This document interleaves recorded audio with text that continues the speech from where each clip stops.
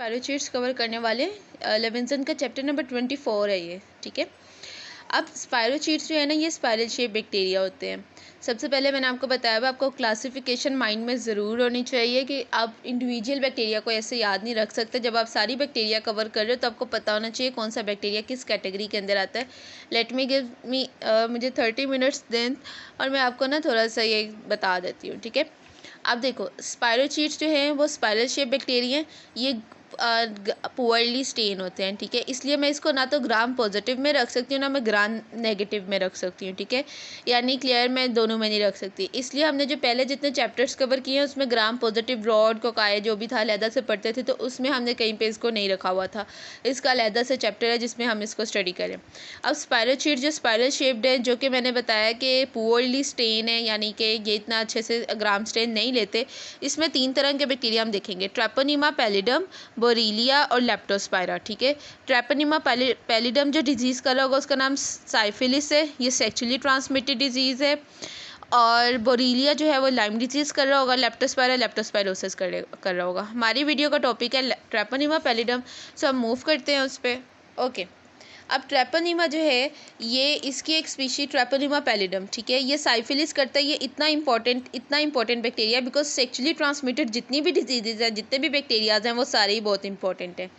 अब इसकी ये एक चीज़ जो है, ये इसकी थोड़ी सी प्रॉपर्टीज़ यहाँ पे लिखी है। उसके बाद मैं आपको ना शॉर्ट लिस्टिंग से एंड पे रिवाइज करवाऊंगी, सो एंड तक लाजमी दिखेगा, या फिर आपने अगर स्किप करना हो तो एंड वाले जो पार्ट होगा वो लाजमी देख लीजिएगा, वहाँ पे आपको रिवीजन मिल जाएगी। यहाँ पे अभी मैं आपको कॉन्सेप्ट वाइज बता दूँ कि एक तो इसमें ये जो है इसका कल्चर नहीं होता, ठीक है। ये बहुत स्लो ग्रोइंग ऑर्गेनिज्म है। सो इसको ये जब स्लो ग्रोइंग ऑर्गेनिज्म है तो इसको ट्रीट करने के लिए एक ऐसी एंटीबायोटिक चाहिए मुझे जो स्लोली रिलीज़ हो, ठीक है, जिसका ड्यूरेशन ऑफ एक्शन बहुत ज़्यादा देर है, स्लो काम जो है वो करे। तो ये वो है बेंजाथेन पेनिसिलिन, ठीक है, जो इसकी ट्रीटमेंट के लिए यूज़ होती है। अब ट्रांसमिशन इसकी जो है वो किन तरीक़ों से होती है। ट्रांसमिशन इसकी होती है, ये 3 तरीके होते हैं। या तो इंटीमेट कॉन्टैक्ट है, सेक्सुअल कॉन्टैक्ट है, उससे हुई, ठीक है। या प्रेग्नेंट वूमेन थी और वो इन्फेक्टेड थी और उससे फीटस को हो गई। या ब्लड ट्रांसफ्यूजन, एक इन्फेक्टेड पर्सन है, उसने ब्लड ट्रांसफ्यूजन की और फिर उससे ट्रांसफ़र हो गया। या जो स्पायरोचीट के ना कुछ लेयंस होती है, जैसे फॉर एग्जांपल हम यहाँ पे देख रहे हैं, ठीक है, ये ट्रैपोनिमा के ही हैं, ठीक है। तो ये कोंडाइलोमेटा लाटा है, ठीक है। तो इन लेयंस से या इनके ये भी इन्फेक्शियस होती हैं, इससे ट्रांसफ़र हो गई स्किन और म्यूकस मेम्ब्रेन से, ठीक है। इन अदर वर्ड्स यानी कि एक कॉन्टैक्ट से ही ट्रांसफ़र हुई, ठीक है, चाहे वो सेक्सुअल कॉन्टैक्ट था। और एक मैं आपको बताऊंगी कि इसमें इसकी दूसरी टाइप होती है ट्रैपोनिमा की, एक साइफिलिस होती है और एक दूसरी होती है जो STD नहीं है, जो स्किन तक होती है, तो हम वो भी देखेंगे, ठीक है। तो ये चीज़ हो गई कि ये फैलता किस तरह से। अब पैथोजेनेसिस इसकी क्या है। पैथोजेनेसिस इसमें ये बहुत अच्छी बात है कि इसमें कोई खास टॉक्सिन याद करने वाला नहीं है, कोई खास एंजाइम याद करने वाला नहीं है। ये सिर्फ इसमें कि इसके एंडोथीलियम की ये क्या करता है कि एंडोथीलियम को इन्फेक्ट करता है, स्मॉल ब्लड वेसल्स की, ठीक है, उनकी इनर लाइनिंग को ख़राब करता है। एक ये चीज़ लिखी है। उसके बाद ना हम इसकी जो डिजीज़ है ना उसको 4-5 पॉइंट्स में पढ़ते हैं, ठीक है। वो 4-5 पॉइंट्स जो है ना वो ये हैं। आई होप कि आप इसको ठीक से देख रहे हो। हाँ, ओके। सो पैथोजेनेसिस इसकी ये है कि इसमें ना पहली स्टेज होती है प्राइमरी, ठीक है। ये जब इन्फेक्शन हुआ तो प्राइमरी डिजीज़ थी, 2 से 10 हफ्ते तक प्राइमरी डिजीज़ रही। उसमें शैंकर बनते हैं, मैं आपको दिखाती हूँ। उसके बाद जब डिजीज़ ठीक नहीं हुई, प्रोग्रेस कर गई, वो सेकेंडरी में चली गई, ठीक है। 1 to 3 मंथ तक तकरीबन सेकेंडरी बन जाती है। इसमें बहुत सारी चीज़ें आती हैं, जैसे इसमें रैश और स्किन की इन्वॉल्वमेंट आ जाती है। मैक्यूलोपेपुलर रैश हो जाता है, कोंडाइलोमेटा लाटा हो जाता है। फिर उसके बाद क्या होता है कि ये लेटेंट हो जाता है। लेटेंट का मतलब कि डिजीज़ है लेकिन सिम्टोमेटिक नहीं है इतना। और उसमें अर्ली और लेट ये 2 फेजेज़ आते हैं। उसके बाद जो है ये टर्शरी में कन्वर्ट हो जाता है, और टर्शरी जो है वो उसमें ज़्यादा चीज़ें आ जाती हैं, ठीक है। उसमें CNS की इन्वॉल्वमेंट भी आ जाती है।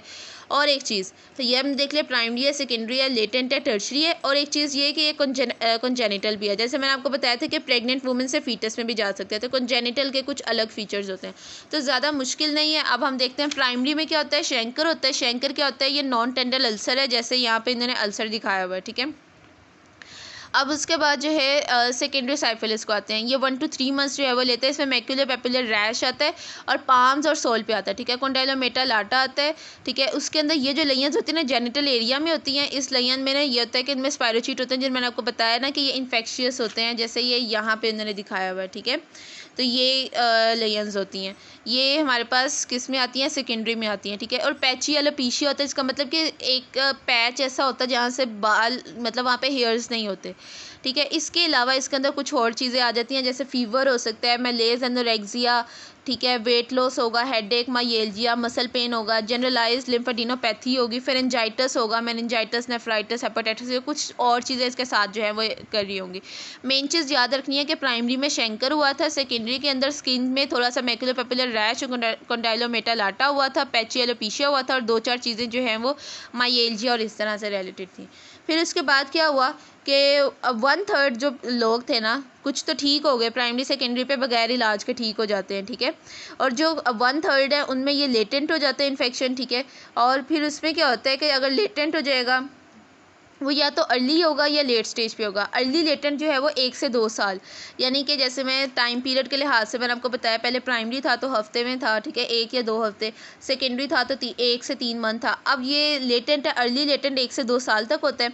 फिर लेट लेटेंट जो है ना उसमें मैनी ईयर्स तक ये रहते हैं, ठीक है। और इसमें सिम्टम्स नहीं आते, ठीक है। और पेशेंट इन्फेक्शियस भी नहीं होते लेटेंट डिजीज़ में।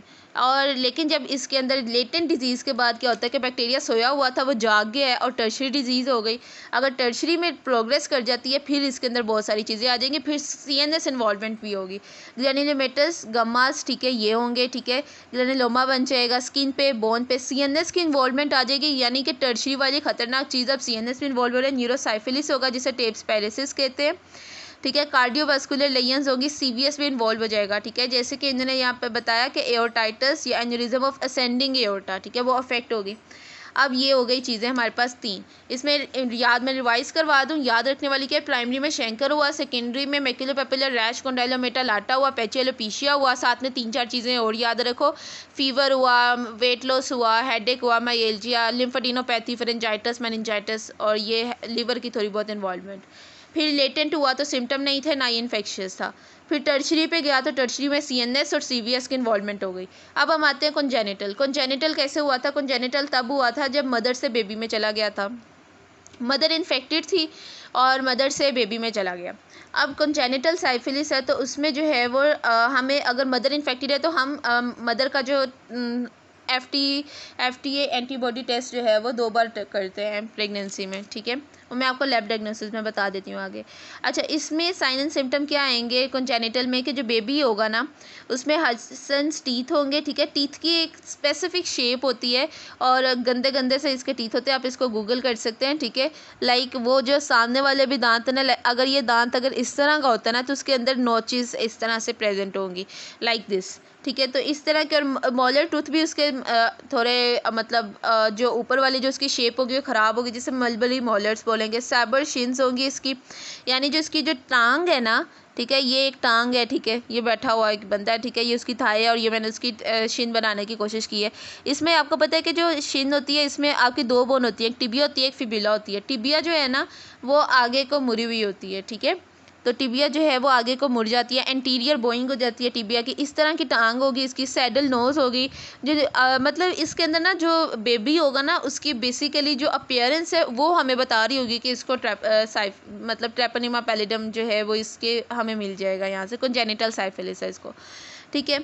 फिर ये स्नफल्स लाइक, ठीक है, ब्रीदिंग प्रॉब्लम। फ्रंटल बॉसिंग होगी। फ्रंटल बॉसिंग आपको पता है क्या होती है कि ये बेबी का अगर ये उसके फेस है तो यहाँ पर 2 आपको मतलब उसके हेड पर ना ऐसे लगेगा जैसे 2 मतलब उभार है बोन का, तो फ्रंटल बोन के ना 2 साइड पे उभार सा मिलेगा कि जैसे फॉर एग्जांपल 2 सींग छोटे से निकले हों।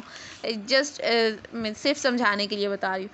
तो इस तरह से फ्रंटल बॉसिंग उस बच्चे को मिलेगी। इसके अलावा 2-4 और चीज़ें का हेपेटोस्प्लिनोमेगाली आपको दिख सकती है, इंटरस्टिशियल केराटाइटिस दिख सकता है, 8 नर्व डेफनेस, ठीक है, जो कि बेल्स पाल्सी जो है उसके साथ बच्चा प्रेजेंट कर सकता है। इवन बच्चे की डेथ हो सकती है और वो फीटल स्टिल बर्थ हो सकती है, यानी कि डेथ, बच्चा डाई कर जाएगा। और इसलिए प्रेगनेंसी के दौरान ना 2 बार एटलीस्ट टेस्ट किया जाता है। अगर मदर इन्फेक्टेड है तो फिर हम टेस्ट करते हैं, ठीक है। और ये हो गई चीज़ें हमने देख ली कि कंजेनिटल भी मसला है और ये सब, ये हो गई पैथोजेनिस। आई होप कि अब आपको भूलनी ही नहीं चाहिए, जितनी अच्छी मैंने आपको बता दी है कि प्राइमरी में शैंकर हुआ, सेकेंडरी में मैक्यूलोपेपुलर रैश, कंडाइलोमेटा लाटा हुआ, लेटेंट जो है वो उसके अंदर सिम्टम नहीं आए, टर्शरी के अंदर सीएनएस और सीवेस की इन्वॉल्वमेंट हो गई, कंजेनिटल में अपीयरेंस में फ़र्क था। अब आते हैं लैब डायग्नोसिस पे। लैब डायग्नोसिस में मैं 2 तरह से कर सकती हूँ, ठीक है। सी हेयर, लैब डायग्नोसिस में कल्चर तो मैं कर नहीं सकती क्योंकि ये कल्चर होता नहीं है। माइक्रोस्कोपी करूँगी, माइक्रोस्कोपी में मैं इसे माइक्रोस्कोप में देखूँगी तो मैं 2 तरह से देख सकती हूँ, या तो डार्क फील्ड माइक्रोस्कोपी करूँ या डीएफए, ठीक है। What is DFA? Direct fluorescent antibody, ठीक है, टेस्ट, इसके थ्रू कर सकती हूँ, या सिल्वर स्टेन जो है वो करूँगी। फिर इसके अलावा सीरोलॉजी जो है वो कर सकती हूँ मैं। सीरोलॉजी क्या होती है? सीरोलॉजी का मतलब होता है, अब देखो अगर कोई फॉरेन एंटीजन मेरी बॉडी में आया है तो उसके खिलाफ मेरी बॉडी एंटीबॉडी बनाएगी। एंटीबॉडी आईजीए, आईजीएम जो भी एंटीबॉडी वो बनाती है, तो मैं 2 तरीके से डिटेक्ट कर सकती हूँ कि या तो मैं जो है वो ब्लड में देखूँ कि मैं ब्लड लूँ और मैं देखूँ कि इस एंटीजन के खिलाफ या जो ट्रेपोनेमा पैलिडियम के खिलाफ ये वाली एंटीबॉडी बननी थी, मैं एंटीबॉडी को डिटेक्ट कर लूँ। अगर वो एंटीबॉडी है मेरे ब्लड में, इसका मतलब कि मुझे इन्फेक्शन है। या मैं जो बाहर से बैक्टीरिया आया उसके एंटीजन का मुझे पता है, मैं उस एंटीजन को डिटेक्ट करने के लिए कोई टेस्ट परफॉर्म करूँ, इसे कहते हैं सीरोलॉजी करना। तो सीरोलॉजी नॉन स्पेसिफिक भी हो सकती है, स्पेसिफिक भी हो सकती है। नॉन स्पेसिफिक जो है ना वो VDRL और RPR, इसमें ये 2 नाम याद रखने हैं। VDRL क्या है मैं आपको बताती हूँ, वेनरल डिजीज़ रिसर्च लेबोरेटरी, और RPR जो है वो क्या है, वो है रैपिड प्लाज्मा रिएजेंट, ठीक है, रैपिड प्लाज्मा रिएजेंट। ये 2 टेस्ट आपने याद रखने हैं कि ये हम जो है वो नॉन स्पेसिफिक में परफॉर्म करते हैं। लेकिन इसका नुकसान क्या है? इसका नुकसान ये है कि स्पेसिफिक नहीं है ना, तो इसीलिए तो नॉन स्पेसिफिक है, तो ये दूसरी डिजीज़ में भी पॉजिटिव आ जाता है, यानी फॉल्स पॉजिटिव आ जाता है। अगर लेप्रोसी, हेपेटाइटिस बी हो, इन्फेक्शन मोनोन्यूक्लियोसिस हो, सिस्टेमिक ल्यूपस हो और एंटीफॉस्फोलिपिड सिंड्रोम हो, ये 4-5 डिजीज़ हैं, इनके अंदर ये फॉल्स पॉजिटिव आ जाता है। अब सवाल ये आता है कि अगर एक स्पेसिफिक सीरोलॉजिक टेस्ट है जिसमें स्पेसिफिकली मुझे पता चल जाएगा इसका, तो मैं नॉन स्पेसिफिक क्यों परफॉर्म करती हूँ? उस सवाल का जवाब ये है कि जो नॉन स्पेसिफिक है ना वो एक तो इसकी कॉस्ट इतनी नहीं होती, हम बहुत सी चीज़ें इसलिए भी कर लेते हैं कि वो इकोनॉमी जो है उसको देख के हमने करनी होती है, इसकी कॉस्ट इतनी नहीं होती, ये करना आसान होता है। दूसरी चीज़ जो है वो ये आ जाती है कि इसमें ना हमें ये होता है कि अगर हम मेडिसिन यूज़ करते हैं, लाइक पेनिसिलिन जी मैं पेशेंट को दे रही हूँ, आहिस्ता आहिस्ता क्या होगा, पेशेंट इम्प्रूव होगा। पेशेंट इम्प्रूव होगा ना, तो जब मुझे पहले मैंने टेस्ट परफॉर्म किया था, VDRL RPR पॉजिटिव आया था और मैंने उसे कहा था ट्रेपोनेमा पैलिडियम इन्फेक्शन है। हालांकि मैं नॉन स्पेसिफिक पे नहीं करूँगी, मैं नॉन स्पेसिफिक के बाद स्पेसिफिक टेस्ट भी परफॉर्म करूँगी, ठीक है। ये दोनों करके फिर हम पेशेंट को पॉजिटिव कहते हैं। अच्छा, तो अब नॉन स्पेसिफिक जो है ना, ये हमें इसको देने में आसान कर देता है कि अगर नॉन स्पेसिफिक है तो इसका मतलब ये है कि अब जब मैं ट्रीटमेंट के लिए करूँगी और बैक्टीरिया कम होगा बॉडी में, तो उससे मुझे पता चल जाएगा जब मैं दोबारा नॉन स्पेसिफिक वाला टेस्ट परफॉर्म करूँगी, सही। तो नॉन स्पेसिफिक वाले टेस्ट में ना टाइटर शिफ्ट हो जाता है, जबकि स्पेसिफिक टेस्ट जो है ना उसमें एक बार आपका पॉजिटिव आया, आप वो ट्रीटमेंट से पता नहीं चलता। यानी ये बात मैं आपको इस तरह बताती हूँ, पहले 4 बैक्टीरिया थे, मैंने इलाज किया, अब 2 रह गए हैं, तो अब ये नॉन स्पेसिफिक टेस्ट है मुझे ये बात बता देगा। लेकिन जो स्पेसिफिक टेस्ट है मुझे ये नहीं बताएगा, वो सिर्फ वो 4 में भी पॉजिटिव शो करेगा, 2 को भी पॉजिटिव शो करेगा। सिर्फ समझाने के लिए एक मिसाल थी, 4 और 2 की कोई बात नहीं होती। अब स्पेसिफिक के अंदर जो है टेस्ट परफॉर्म करते हैं वो ये है FDA, ठीक है, इसको याद रख लो, ठीक है, ये टेस्ट, और साथ में TPPA, ठीक है, treponema pallidum particle agglutination test, ठीक है। ट्रीटमेंट मैंने पेनिसिलिन जी से देना है। इसके अलावा एक चीज़ याद रख लो, ट्रीटमेंट की और क्या बात बताइए, अगर एलर्जी है तो डॉक्सीसाइक्लिन दे दो, लेकिन जैसे मैंने आपको बताया पेनिसिलिन जी में बेंजाथेन देते हैं हम, वो ज़्यादा इंपॉर्टेंट है। अगर डॉक्सीसाइक्लिन आप दे रहे हो तो आपको ज़्यादा देर के लिए देनी पड़ेगी। अच्छा, अब आगे आ जाओ कि टर्शरी में CNS CVS की इन्वॉल्वमेंट थी, उसके लिए भी पेनिसिलिन जी काम कर जाएगी।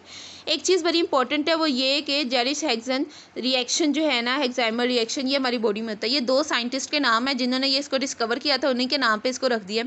होता ये है कि मरीज़ आया आपके पास, उसको साइफिलिस था, आपने उसको ना पेनिसिलिन जी बेंजाथेन दे दी, मरीज़ ने मेडिसिन ली, लेकिन 24 आवर्स के अंदर ना उस पेशेंट के अंदर कुछ सिम्टम्स आने लगे, उसको फीवर हुआ, उसका चिल्स फील हुए, मसल के अंदर बहुत ज़्यादा दर्द होने लग गई है, रैश हो गए हैं, हार्ट रेट उसका भर गया है, और ऐसे के कुछ साइन एंड सिम्टम्स उसको आ रहे हैं। वो बेचारा परेशान होता है, डॉक्टर का फ़ोन करता है कि जी अब मुझे ये सारे सिम्टम्स आ रहे हैं, मैं क्या करूं?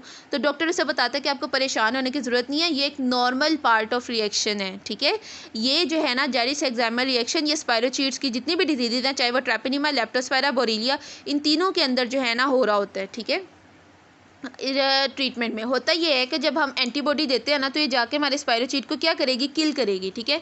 स्पायरोचीट को किल करेगी क्योंकि पेनिसिलिन बैक्टीरिसीडल है, तो जब वो किल करेगी तो टॉक्सिन ब्लड में आएगा, टॉक्सिन ब्लड में आएगा तो क्या होगा कि उससे ना एक सिस्टेमिक रिस्पॉन्स आएगा, उस वजह से ये साइन एंड सिम्टम आ रहे होंगे। तो ये बेसिकली ठीक है, इतना बुरा नहीं है, लेकिन उसके लिए हम क्या कर सकते हैं, हम ये कर सकते हैं कि हम पेशेंट की जो मेडिसिन है ना उसको थोड़ा सा कम कर दें ताकि ये जो रिस्पॉन्स है थोड़ा कम हो जाए, लेकिन ये खुद ही रिवील हो जाता है, इसको ऐसा कुछ करने की ज़रूरत नहीं पड़ती। इसके अलावा मैंने ये बात बताई है कि ट्यूमर नेक्रोसिस फैक्टर जो है ना, अगर हम ये मीडिएटर होता है इस रिएक्शन का, अगर हम इसको कुछ कर दें ना, इसको कम कर दें, इसके खिलाफ की इम्यूनिटी दे दें तो फिर भी सिम्टम कम हो जाती हैं। प्रिवेंशन कैसे करनी है, प्रिवेंशन क्योंकि ये एसटीडी डिजीज़ है तो इसको हम सेक्चुअल एजुकेशन देकर ही ठीक कर सकते हैं। कंडोम्स का यूज़ किया जाए और एंटीबायोटिक्स जो हैं वो, और अगर ऑलरेडी कोई सस्पेक्टेड है तो पार्टनर को भी ट्रीटमेंट किया जाए, मतलब इसी तरह की इसकी सस्पेंशन है, वैक्सीन इसके खिलाफ कोई नहीं है। एक चीज़ होती है जो मैंने आपको लास्ट में बताया था कि एसटीडी नहीं है, ट्रैपोनिमा जो है उसमें एक तो एसटीडी है जो साइफिलिस हो गया, दूसरी चीज़ जो है ना ये डिजीज़ कोज करता है वो है नॉन वेनरल ट्रैपोनेमोटेसिस, ठीक है। इसमें क्या होता है, ट्रिपोनोमेटोसिस, ठीक है। इसके अंदर क्या होता है कि इसके अंदर ना ये एसटीडी, ये वाली जो फॉर्म है ना ट्रैपोनिमा की, ये एसटीडी नहीं है, ये सेक्चुअली नहीं फैलती, ये किसी को सलाम करने से, हाथ लगाने से वैसे भी कांटेक्ट हो जाता है। इसके अंदर दो चीज़ें याद रख लो बस, एक योज और दूसरा पिंटा। अब इसके अंदर ना योज और पिंटा, इसके अंदर स्पेसिफिक जो है ना वो शेप ख़राब हो जाती है, डिसफिगरमेंट हो जाती है, और बोन्स और ये चीज़ें आपको थोड़ी सी डिसफिगर्ड मिलेंगी। तो बस ये चीज़ आपने याद ज़रूर रखनी है इसके कि एसटीडी के अलावा भी एक और चीज़ भी आपने पढ़ी थी, ठीक है। सो अब इसके साथ हमारा ये ट्रैपोनिमा कंप्लीट होता है, ठीक है। और इसके अंदर आप याद रख लो कि ट्रैपोनिमा की ट्रांसमिशन कैसे हुई थी, इंटीमेट कॉन्टैक्ट से, प्रेग्नेंट वुमेन से, ब्लड ट्रांसफ्यूजन से, और पैथोजेनेसिस में प्राइमरी, सेकेंडरी, लेटेंट, टर्शरी और कंजेनिटल ये चीज़ें आती हैं। और फिर ट्रीटमेंट में पेनिसिलिन जी देते हैं। जेरिस एक्जाइमर रिएक्शन जो है वो वैसे होता है जो नॉर्मल है, और लैब डायग्नोसिस में माइक्रोस्कोपी और सीरोलॉजी करते हैं। ओके जी, बेस्ट ऑफ लक।